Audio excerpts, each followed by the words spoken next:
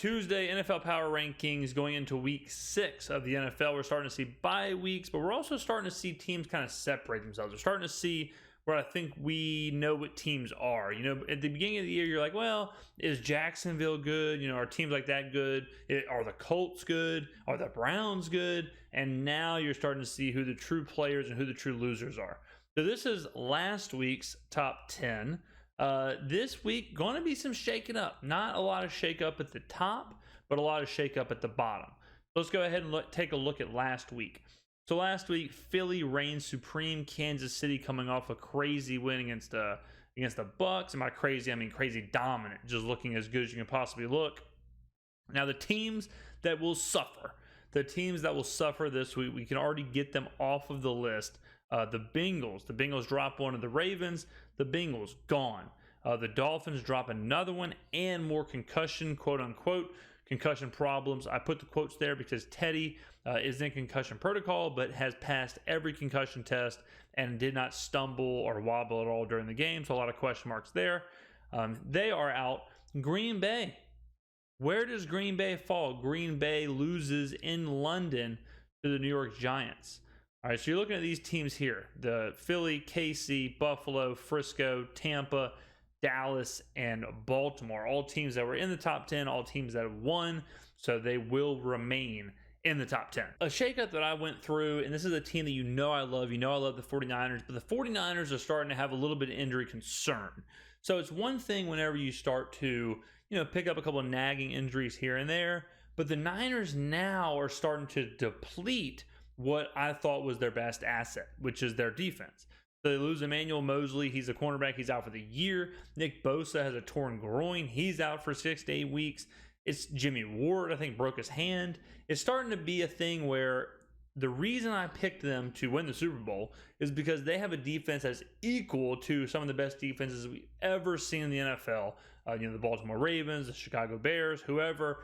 And the offense is better than the Ravens of old. So, but if we start to take big chunks of that defense out, then it's hard for me to say, yeah, it's the 4th best team in the NFC. I think the Niners are still really good. I think the Niners still should win that division. And I think if the injury returns, obviously Mosley's out for the year, but if Bosa can come back and the defense can kind of shore itself up enough, every team's going to have injuries. But if they can do that, they'll find their way back up. But right now, I can't sit here and say that they're better than the Buccaneers. So I put the Buccaneers at 4. Now the Bucs are the opposite. The Bucs are getting healthy. The Bucs are getting nasty. The Bucs look real good. I said it last week, but I think this Tom Brady divorce thing, if there's one guy in the whole world I don't want to have fully focused on football with a chip on his shoulder, that's Tom Brady. So I would not want to play against the Bucs right now. And they're getting their playmakers back. Leonard Fournette, Mike Evans, Chris Godwin, all these guys, Julio Jones. They're nasty, man. The Bucs are really nasty. And Todd Bowles, I was talking to somebody at the Dome about this. The Buccaneers all of a sudden don't run the ball that much. All of a sudden, the Buccaneers quit running on first down. Now, I'm not saying that's going to be because of me, but for 3 weeks, the first 3 weeks of the season, I got on here every single week and I was screaming that Todd Bowles was wasting Tom Brady. He was running 80% on first down. It was too predictable. It was too basic. You don't do that when you have a Tom Brady on your team. I was screaming. And all of a sudden, he doesn't run the football anymore. All of a sudden, Tom Brady's throwing it 60 times a game. So Todd Bowles, you're welcome, son. You are welcome. Put me on the staff. Another shift is going to be the Cowboys. So the Cowboys, I've kind of been hesitant with ranking them because I'm waiting for them to fall off. I'm waiting for them to not be that good. So I don't want to put them at 4 and then they get blasted by the Redskins or something, or the Commanders, excuse me, and then I have to drop them to 11 or drop them to 12. Because it's really going to be a thin leash with Dallas. But Dallas is good. Dallas is sneaky good, guys. Dallas, I'm not lying. I'm drinking the Kool-Aid. I'm kind of drinking the Kool-Aid enough to put them all the way up at 6. Now I have the rest of my list here. I sent it out earlier this morning, making sure I don't mess it up. So the Ravens are going to go up to 7. All right. So this is the last week's list reorganized. So we have the Eagles stay up top again. It's hard for me to reshape those top teams when they all win, they all look good, they all look dominant. One note I will say about the Chiefs. This is a reason I love the Chiefs. This is a reason that I keep the Chiefs high. This is a reason that I bet on the Chiefs, is because they win games they're not supposed to win. Patrick Mahomes, in games where he's losing by 10 or more points, might even be 17 points, has like a 60% win percentage. That is insane. He's winning 60% of the games that he's down double digits. I don't have the stats in front of me, but I saw it today. It's either down 10 points or down 17 points, and he's winning 60% of those games. It's insane how efficient this team is. We talked about it with the Chargers game. They played like ass and still came away with a win over a division opponent in prime time. Last night, they go down 17 points to the Raiders. There's no panic. There's nothing. It's just cool, calm, collected. They claw their way back, and they're good, and they're easy. The Chiefs just have that winner DNA in them. It's like the Patriots of old. No matter what Tom Brady was facing, no matter how much his back was against the wall, they found a way to win. And that's what the Chiefs do. This week is going to tell us a lot because it's Buffalo in Kansas City, and it's kind of a brutal spot for Kansas City. Kansas City plays the Bucs, then they go back home in prime time, play the Raiders, divisional opponent, then, which comes down to the wire, then they have to play Buffalo at home, but still, what a stretch. KC, this is one of those games where I think we'll find out more about Buffalo than we will about KC. Because KC is one of those teams where whatever happens in the regular season, who cares? It all changes in the playoffs. Buffalo is one of those teams where they could beat KC 45-0 in this game coming up and then lose in the playoffs. It would not surprise me at all. So I'm thrilled to watch that. Dropping down a little bit here, Baltimore. So Baltimore and Cincy. Baltimore concerns me with, we talked about this last week, but it concerns me that they don't look as good and as dominant when they aren't facing inferior opponents. When they're facing really good opponents, they just don't look that good. Now, escaping with a win in division, good enough, right? So let's not move. So the newest additions, Minnesota Vikings. Look, I can't ignore them any longer. I don't trust this team. I don't trust Kirk Cousins. I don't trust what they have going on. But they sit atop the NFC North. They are right now, I mean, I can't ignore them, right? I can't ignore the results at this point. Kirk Cousins in prime time is still going to do Kirk Cousins things, but it would be ridiculous for me to put anyone else on this list. I think they're, Justin Jefferson, Kirk Cousins, Dalvin Cook, no doubt, strong. Are they a legit contender? I would say no. Can they win the division? Sure. Can they win a playoff game? If it's at noon.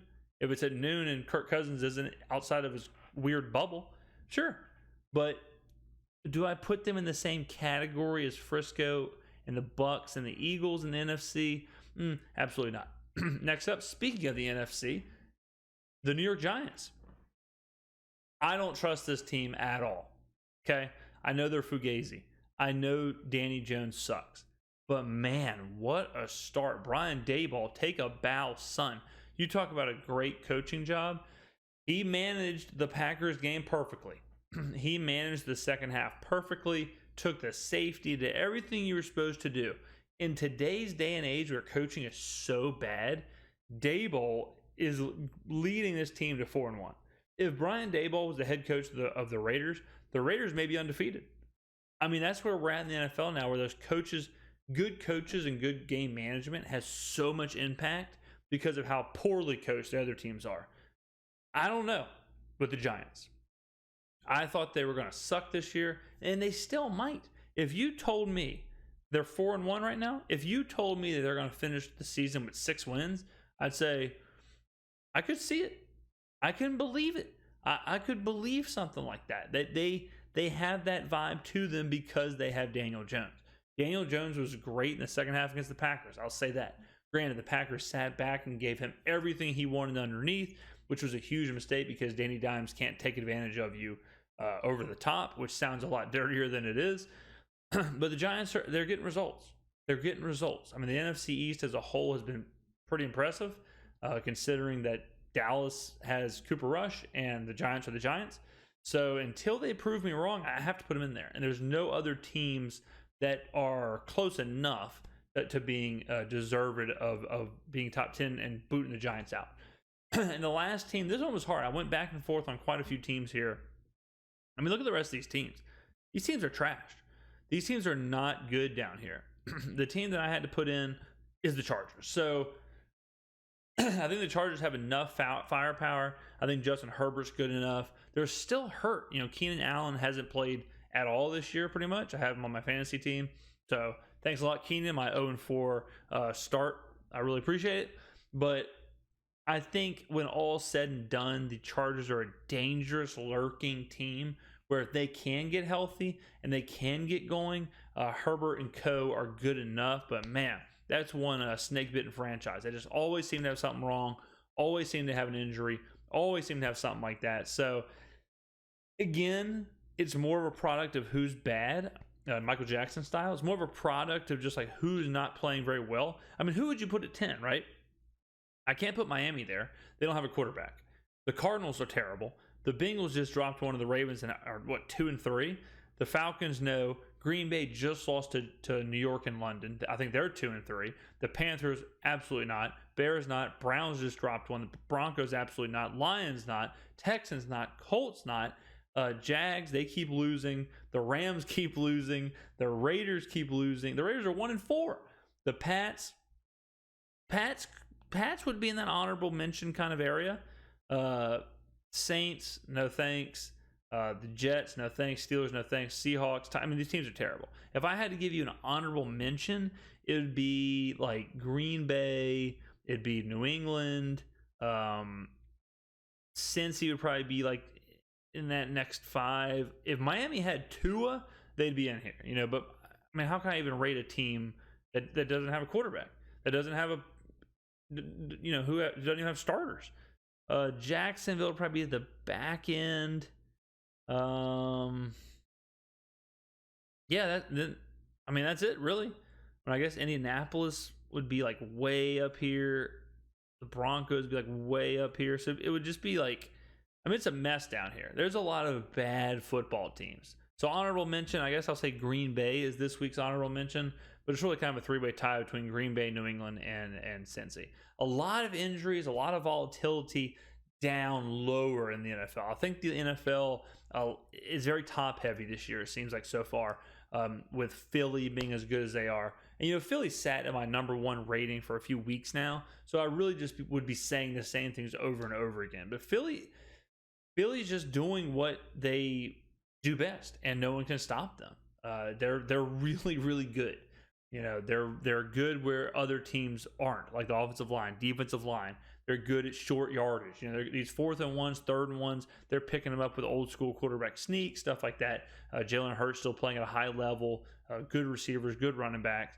Sirianni's a hell of a coach. Easy division, even though the record says otherwise. Easy division. I think the Eagles, 14-3, somewhere in there, absolutely a possibility.